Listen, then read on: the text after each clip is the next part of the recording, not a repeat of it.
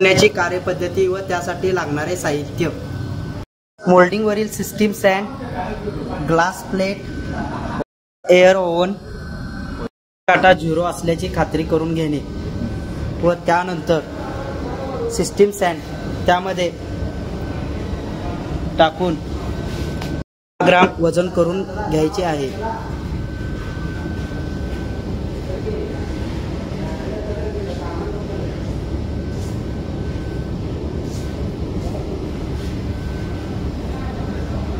करून आणलेली sand hot air ओव्हनमध्ये ठेवण्यासाठी सँड हॉट एअर ओव्हनमध्ये 10 मिनिटं टायमर लावून ठेवणे.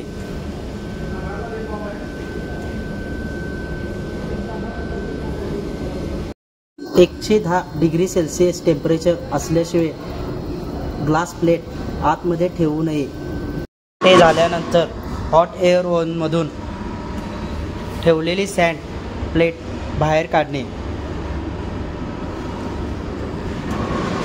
हॉट एअर ओव्हनमधून काढलेली सँड थोड्या वेळासाठी थंड होण्यासाठी ठेवणे. हॉट एअर ओव्हनमधून काढलेले प्लेट थंड झाल्यानंतर त्याचे वजन करून घेणे. आपण घेतलेले रीडिंग सुरुवातीचे 10 ग्रॅम होते व आत्ता आलेले रीडिंग 9.640 ग्रॅम आलेले आहे.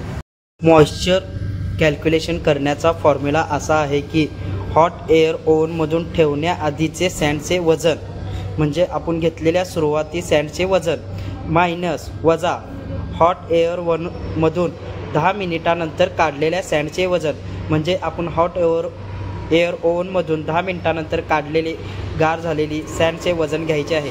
त्यानंतर भागिले हॉट एअर ओव्हनमध्ये ठेवण्याआधीचे सँडचे वजन व गुणुले 100. अशा प्रकारे आपण सँडचे वजन कॅल्क्युलेशन करणार आहे. सँड मॉइश्चर कॅल्क्युलेशन आता आपण बघू शकतो की इज इक्वल टू आपण आधी घेतलं होतं की 10 ग्रॅम वजा आता आपले आलेले आहे की 9.640 भागिले अगोदरचे वजन 10 गुणुले 100. तर आपण बघूया आता कॅल्क्युलेशन करून मॉइश्चर कॅल्क्युलेशन करून कंसामध्ये सुरुवातीचे वजन वजा ओव्हनमधून काढल्यानंतरचे वजन 9.640 ब्रॅकेट कंप्लीट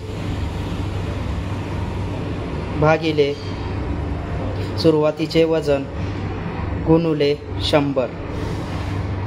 आता आपण बघू शकता की 3.6 मॉइश्चर कॅल्क्युलेशन झालेलं आहे.